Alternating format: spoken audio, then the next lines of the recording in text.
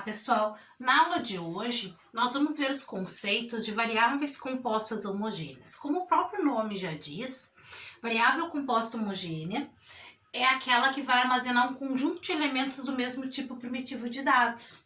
Então, para nós começarmos esses conceitos, primeiro vamos lembrar o que acontece quando nós declaramos uma variável dentro de um algoritmo, né? Declara-se uma variável para alocar um espaço em memória onde a informação vai ficar efetivamente armazenada para ser utilizada posteriormente a partir das nossas instruções.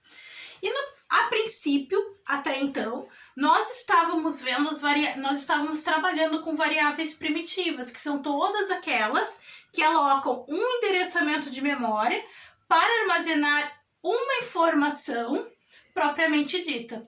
E essa variável ela só pode armazenar um dado a cada momento. Ou seja, né, toda vez que eu atribuo um dado ou uma informação para aquela variável, automaticamente ela substitui o dado anterior pelo novo valor ou novo dado. As variáveis compostas homogêneas são todas aquelas que vão armazenar um conjunto de elementos do mesmo tipo primitivo de dados. Mas como que isso vai funcionar? Quando eu declaro uma variável composta homogênea, o que eu estou fazendo? Eu estou alocando um conjunto de endereçamento de dados onde eu vou armazenar um conjunto de elementos do mesmo tipo de dados. Porém, cada elemento vai ocupar um endereçamento de memória contíguo, né, para armazenar a sua informação. Então, o que acontece? Eu vou ter uma única variável que vai referenciar um conjunto de endereçamentos de memória.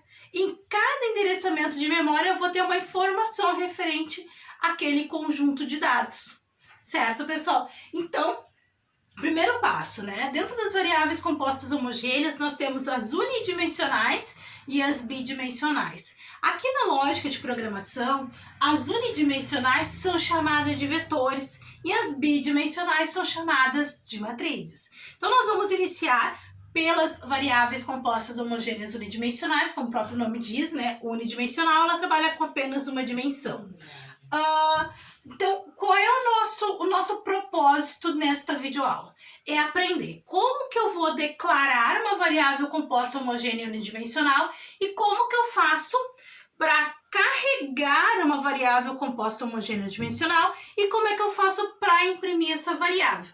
E entender como que esse mecanismo vai acontecer dentro dos nossos algoritmos, tá, pessoal? Então, o primeiro passo, sintaxe para declarar um vetor, né? Então, o vetor, ele é declarado. Primeiro, eu dou um nome para identificar o meu vetor dentro do meu algoritmo, 2 pontos, e eu tenho que dizer que ele é do tipo, ele é um vetor, e entre colchetes, pessoal, vocês vão dar o valor inicial, ponto, e o valor final. O número de elementos do vetor vai se dar pelo valor final menos o inicial mais 1. E aí eu vou ter a quantidade de elementos que poderão ser armazenados dentro daquele vetor, ou seja, dentro daquela variável composta homogênea unidimensional. De tipo, ou seja, qual tipo primitivo de dados cada um dos dados será, qual tipo de dados que cada elemento vai armazenar dentro desse vetor, né? Então, se todos são do mesmo tipo primitivo de dados, eu coloco aqui o tipo primitivo deles, né? Então, no meu exemplo, declaro o vetor num, né? Então, eu estou declarando num, que é um vetor de 1 a 5 elementos de inteiro. Então, o que eu estou fazendo? 5 menos 1 mais 1, eu tenho 5. Então, eu estou declarando um vetor chamado num de 5 elementos do tipo inteiro. O que vai acontecer? Quando eu declarei esse vetor num, automaticamente lá na memória da máquina, vai ser alocada uma estrutura unidimensional, né, com 5 endereçamentos de memória sendo referenciados pela minha variável num.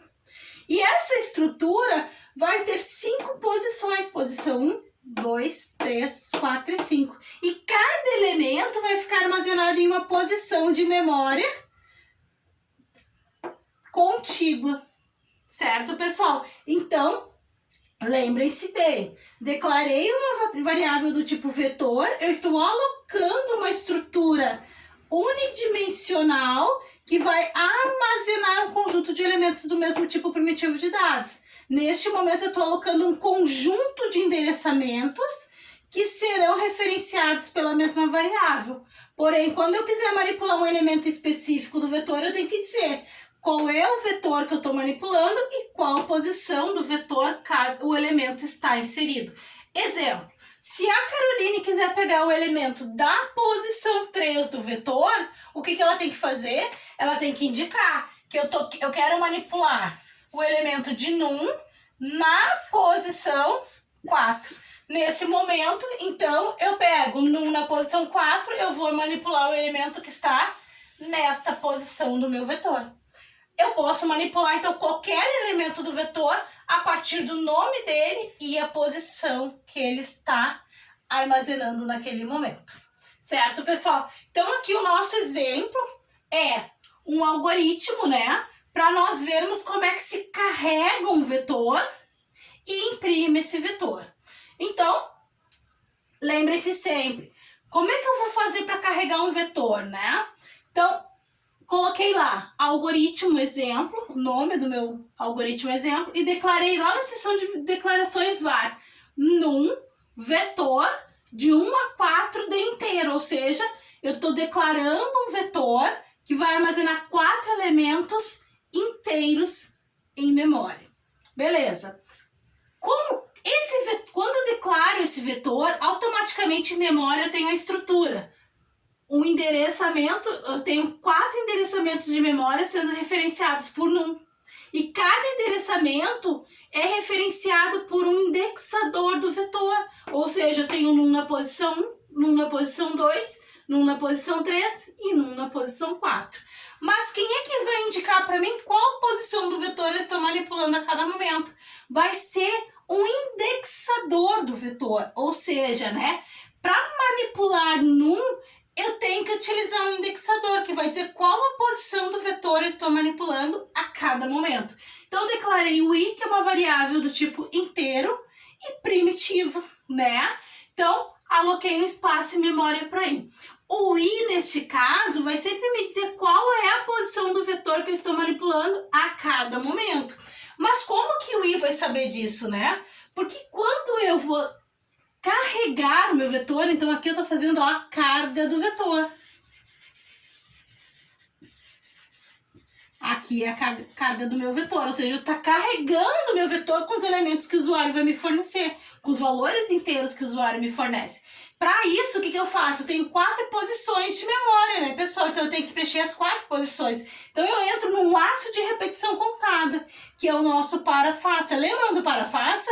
O parafaça ele trabalha com uma variável de controle que recebe o valor inicial e vai até um valor final. E se vocês notarem, o valor inicial é o primeiro elemento do vetor e o valor final é o último elemento do meu vetor.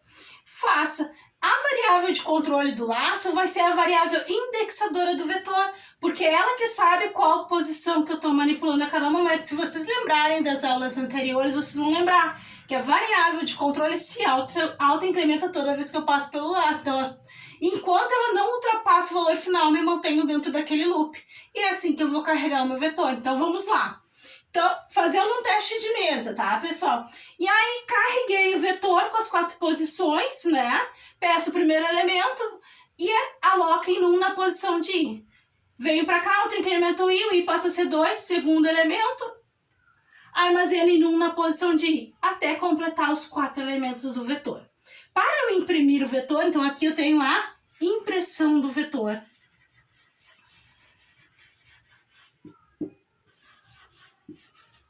Ou seja, eu quero imprimir todos os elementos que o usuário forneceu para o vetor. Então, eu entro num outro laço de repetição, que vai reinicializar o i em 1 e vai até 4. E a cada passada no laço, eu mando disparar para a tela do usuário o elemento do vetor num na posição do seu indexador. Ou seja, na primeira vez que eu passo o i, recebe 1. Então, eu imprimo na tela num na posição 1. Volta, incremento, passa a ser 2, imprimo na tela num na posição 2. E assim sucessivamente. Então, vamos fazer o nosso teste de mesa agora para nós entendermos, né? Então, declarei o meu vetor num, né? que vai de 1 a 4 elementos de inteiro. Então, lá em memória, eu aloquei num com 4 posições de memória. E a minha variável i primitiva, que é do tipo inteiro, tá lá. E alocou um espaço de memória. E aí o i vai me dizer, eu tenho o vetor num e o i me diz qual a posição que eu estou manipulando a cada momento dentro do meu vetor. Vamos para o próximo passo, início. Escreva ou dispara para a tela, então. Digite 4 números inteiros. Na tela do usuário aparece a mensagem. Digite 4 números inteiros. Tá lá, acabei de solicitar. Entro no laço de repetição. Para ID1. Quando eu faço para ID1, eu estou dizendo para I receber o valor 1. Então, o I recebe o valor 1 e armazena em memória. Armazenou. O que acontece com o I? O I armazenou o valor 1 até 4. Então, ele não pode ultrapassar o valor final. Então, automaticamente, o que ele faz? Verifica. O valor de I, que é 1, é menor ou igual a 4, enquanto esse questionamento, essa condicional me retornar o valor verdadeiro, me mantém no loop. Verdadeiro, 1 é menor ou igual a 4. Então, eu entro no laço. Escreva conteúdo de I, né? Então, 1, o ordinário, formando a mensagem em número. Lembrem-se sempre, pessoal, 2 pontos. Quando eu coloco uma cadeia de caracteres, entre aspas, duplas, a partir do comando de saída escreva, ele dispara para a tela a cadeia de caracteres e mantém na mesma linha de comando, né? Lá na tela do usuário. O leia faz o quê?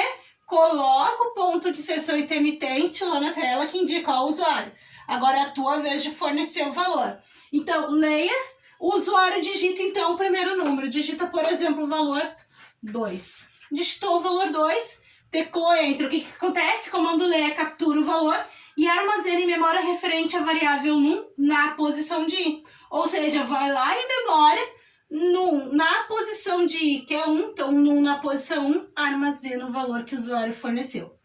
Chegou no fim para, auto-incrementa o I. O I que é 1, o que é o auto-incremento? É I recebendo I mais 1, ou seja, I que é 1 mais 1 passa a ser 2.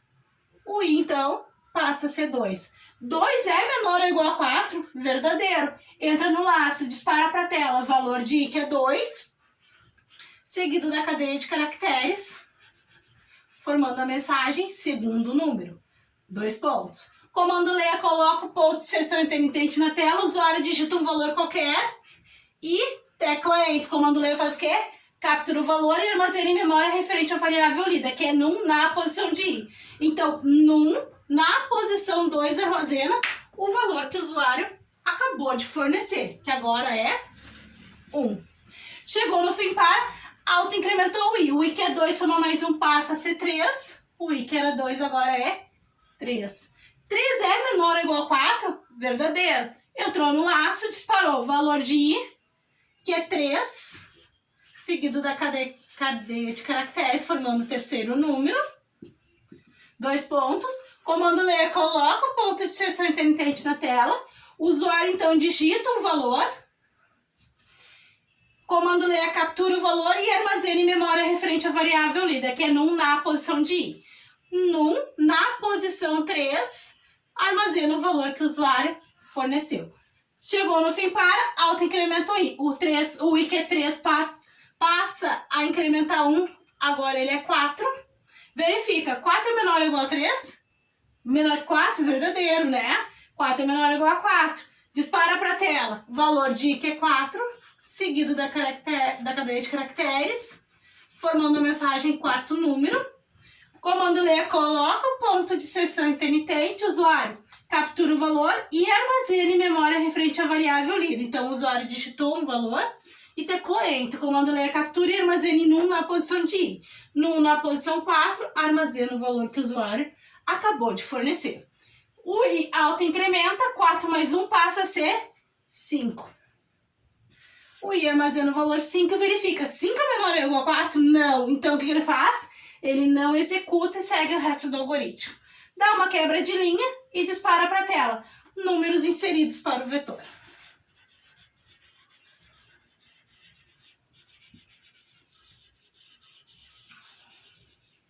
Números inseridos. Lembre-se sempre, acabamos de carregar o vetor com os 4 elementos que o usuário me forneceu. Então, num na posição 1 tem o primeiro número que o usuário digitou, num na posição 2 armazenou o segundo número, num na posição 3 armazenou o quarto número, o terceiro número, num na posição 4 armazenou o quarto número que o usuário forneceu. Agora eu vou imprimir os elementos que foram carregados. Vocês notaram que agora todos os valores digitalizados pelo usuário estão armazenados em memória. Diferente das variáveis primitivas, que cada passado no laço eu lia o valor e alterava o valor anterior para o novo valor lido, né? Agora eu mantenho lá em memória. Então, passamos para o próximo passo para ver a impressão do vetor. Para imprimir o vetor, eu tenho que, então, varrer o meu vetor, ou seja, passar elemento por elemento do vetor e mandar disparar para a tela. Então, o que nós temos? Outro laço de repetição. Para ID1, então o I recebe o valor 1, ou seja, o I reinicializa em 1. Verifica, 1 é menor ou igual a 4, verdadeiro. Entrei no laço, dispara para a tela, num na posição de I. Num na posição 1 eu tenho 2 e disparou para a tela o valor. Tá lá. Fim para, alto incremento I. O I que é 1, soma mais 1, passa a ser 2. Verifica. 2 é menor ou igual a 4, verdadeiro. Entra no laço e dispara para a tela. Num na posição de I. Num na posição 2, que é 1, dispara para a tela. Alto incremento I. O I que é 2, soma mais 1, passa a ser 3. Sendo 3, verifica. 3 é menor ou igual a 4, verdadeiro. Dispara para a tela, num na posição de I. Num na posição de I, que é 3 agora, dispara para a tela, valor 4. Fim para, alto incremento I. O I, que era 3, passa a ser 4. Soma mais 1, é 4. 4 é menor ou igual a 4? Verdadeiro. Entra no laço e dispara para a tela. Num na posição de I. Num na posição 4, 3 dispara para a tela. Alto incremento I. O I, que é 4, soma mais 1, passa a ser 5. Sendo 5, ele verifica. 5 é menor ou igual a 4? Não é falso. Então, ele não executa o laço e finaliza o algoritmo. Agora, pessoal, notem que... Então, eu acabei de capturar do teclado 4 números inteiros, armazenei no meu vetor e imprimi todos os números que foram inseridos para esse vetor na tela. Agora, pessoal, isso aqui é o mínimo do mínimo. É saber carregar um vetor do teclado e imprimir. Agora, nós temos que aprender o quê? A fazer as pesquisas dentro do vetor e manipular os elementos dos nossos vetores. Então, aguardo vocês na nossa próxima aula. Até!